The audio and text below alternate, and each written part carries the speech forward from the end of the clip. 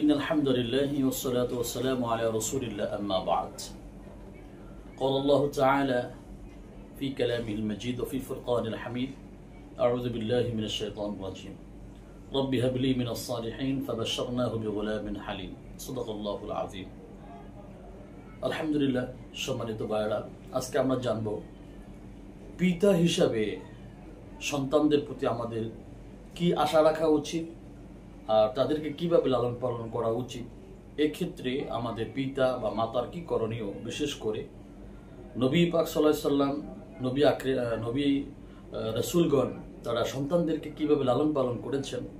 কোরআনে বিশেষ করে হযরত ইব্রাহিম আলাইহিস সালাম এবং হযরত লোকমান আলাইহিস সালাম এবং হযরত জাকারিয়া আলাইহিস সালামের সন্তান লালন পালনের ব্যাপারে কিছু কথা এসেছে। তারপরে হযরত নূহ আলাইহিস সালামের সন্তানদের ব্যাপারে এসেছে, হযরত আদম আলাইহিস সালামের দুই সন্তানের ব্যাপারে এসেছে। বাকি সন্তান লালন পালনের ক্ষেত্রে বিশদভাবে হযরত ইব্রাহিম আলাইহিস সালামের কথা এবং হযরত লোকমান আলাইহিস সালামের কথা বেশি এসেছে। আপনারা জানবেন হযরতে ইব্রাহিম আলাইহিস সালাম, যিনি আমাদের মুসলিম মিল্লাতের জাতির পিতা, যিনি মুসলিমদের জাতির পিতা, আমাদের জাতির পিতা একজন হযরত ইব্রাহিম আলাইহিস সালাম। সমাজে আমরা যাদের নাম শুনি তারা আমাদের জাতির পিতা নয়, তারা অন্য কারো পিতা হতে পারে। বাকি মুসলিম জাতির পিতা হলেন হযরত ইব্রাহিম আলাইহিস সালাম। আপনারা আরও জানেন হযরত ইব্রাহিম আলাইহিস সালামের দীর্ঘদিন পর্যন্ত কোনো ছেলে সন্তান হইতেছিল না।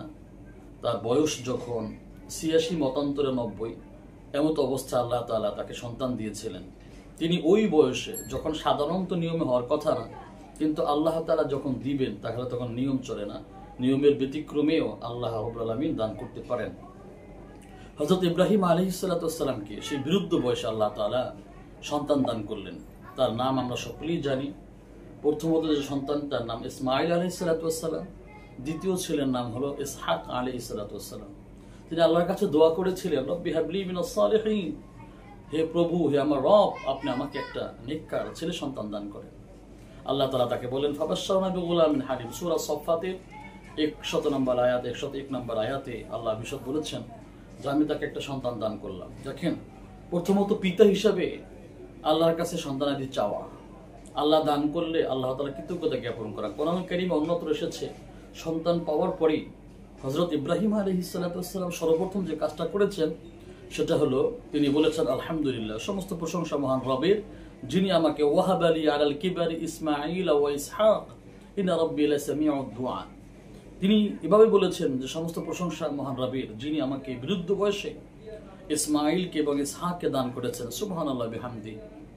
আমাদের এখান থেকে বিশেষ একটা মেসেজ হলো, কোনো কিছু পাওয়ার পরে কৃতজ্ঞতা জ্ঞাপন করব মহান রব্বে কারীমের কাছে।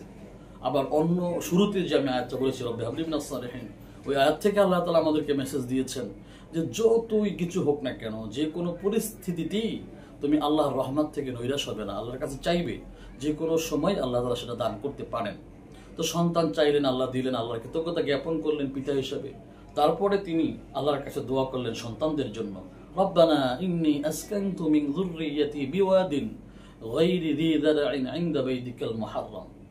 পিতা হিসাবে সন্তানের জন্য তৃতীয় করণীয় হলো, আপনারা জানেন হযরত ইব্রাহিম আলাইহিস সালাম শাম দেশে বসবাস করতেন। সেখান থেকে তিনি ইসমাঈল আলাইহিস সালামকে আল্লাহ পাকের হুকুমে এই মক্কার এই প্রান্তরে রেখে গিয়েছিলেন, যেখানে মরুভূমি, মানুষের খাবার দাবারের ব্যবস্থাপনা নাই, মানুষের আনাগোনা ছিল না, একদম গাছ তরুণতাহীন একটা স্থানে, পানির ব্যবস্থাপনা ছিল না। তিনি সামান্য কিছু খাবার দিয়ে আল্লাহর কাছে দোয়া করে দিয়েছিলেন, আল্লাহ রব্বানা ইন্নী আসকানতু মিন যুররিয়্যাতি বিওয়াদিন গায়রি যী যারইন ইনদা বাইতিকাল মুহাররাম। সম্মানিত ঘরের কাছে আমি রেখে গেলাম, যেখানে কোনো খাবারের ব্যবস্থাপনা নাই, যেখানে কোনো কিছুই নেই, আল্লাহ আপনি ওদেরকে খেয়াল রাখবেন। দেখেন, তিনি তার সাধ্য অনুযায়ী রেখে গিয়েছেন এবং দোয়াও করে দিয়েছেন। পিতা হিসাবে সেটা আমাদের খেয়াল রাখতে হবে। সন্তানের প্রতি সর্বাবস্থায় শুধু দোয়া করবো এবং তাদের জন্য যতটুকু সাধ্য আমরা করবো ইনশাআল্লাহ। চতুর্থত হযরত ইব্রাহিম আলাইহিস সালাম একটা কাজ করেছেন পিতা হিসাবে। তিনি বলছেন, রব্বি জাআলনি মুকিমাস সালাতি ওয়া মিন যুররিয়্যাতি রব্বানা ওয়া তাকাব্বাল দুআ।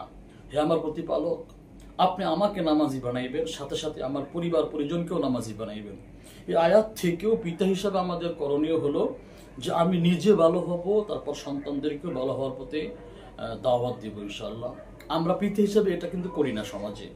আমি মদ, গাঁজা, ফেন্সিডিল, নাউজুবিল্লাহ, সিগারেটের সাথে সম্পৃক্ত, অত ছেলেকে এইগুলো ছাড়ার জন্য দাওয়াত দিচ্ছি। আমি সিনেমা টিভিতে অভ্যস্ত, অথচ আমার ছেলেকে ভালো কাজের দাওয়াত দিচ্ছি। একজন পিতাকে একজন ছেলে সবসময় ফলো করে। সুতরাং আমি যে খারাপ কাজগুলো করি, সন্তানকে যতই আমি বাধা দিই না কেন, সন্তান আমার দিকে ধাবিত হবে। সুতরাং আমি নিজে ভালো হব, তারপরে সন্তানকে আমি দাওয়াত দেব। দাওয়াত দিলে কি হবে, আপনার কথাটা গ্রহণ করবে, কারণ দেখতেছে ওর পিতাও ভালো। আর যদি আপনি দাওয়াত দিতে পারেন, কিন্তু গ্রহণযোগ্য হবে কিনা সেটাই সে ব্যাপার। পঞ্চমত, হযরত ইব্রাহিম আলাইহিস সালাম পিতা হিসেবে একটা কাজ করেছেন। বলছেন, রব্বি জাআল হাযাল বালাদা আমিনা ওয়াজনুবনি ওয়া বানিয়া আন না'বুদাল আসনাম। তিনি আল্লাহর কাছে বলেছেন, রব, হে আমার প্রতিপালক, রব্বি জাআল হাযাল বালাদা আমিনা, আমার ছেলেকে যে স্থানে রেখে গেলাম সেই শহরটা আপনি নিরাপদ করে রাখবেন, এবং আপনি আমার ছেলেকে মূর্তি পূজা থেকে হেফাজতে রাখবেন। আল্লাহ, আপনি আমাকেও বাঁচাইবেন, আমার পরিবারকেও বাঁচাবেন। এই আয়াতেও পিতা হিসাবে আমাদের করণীয় সেটা হলো যে আপনি আপনার ছেলেকে ভালো একটা পরিবেশে রাখবেন। উনি ভালো পরিবেশের জন্য আল্লাহর কাছে দোয়া করে গেছেন। আমাদের সন্তানটা নষ্ট হওয়ার পিছনে বিশেষ একটা কারণ হলো, আমাদের ছেলেরা নষ্ট হওয়ার একটা কারণ হলো তাদের সংস্রব এমন ব্যক্তিদের সাথে হয় যারা দুনিয়াবি কাজের সাথে সম্পৃক্ত, খারাপ কাজের সাথে সম্পর্ক, যার কারণে আমাদের ছেলেরা ভালো হচ্ছে না। আমি ভালো একটা পরিবেশ আমার ছেলেকে রাখছি না। কাদের সাথে ওঠা বসা করে, কাদের সাথে তার চলাফেরা, কোন সমস্ত ব্যক্তিদের সাথে তার চলাফেরা, মুশরিকের সাথে না মুলহিদের সাথে, নাকি নাস্তিকের সাথে, নাকি খারাপ ব্যক্তিদের সাথে, এগুলো আমরা কখনো খেয়াল করি না। প্রিয় ভাইরা আমার, আপনাদের কাছে আবেদন থাকবে, কোরআন হাদিস অনুযায়ী পিতা হিসেবে আমাদের যে কি করণীয় সেগুলো আমরা পালন করবে ইনশাআল্লাহ। আশা করি আমাদের সন্তানরা ভালো হবে। আল্লাহ তাআলা আমাদের সকলকে আমল করার তৌফিক দান করুন। আমিন।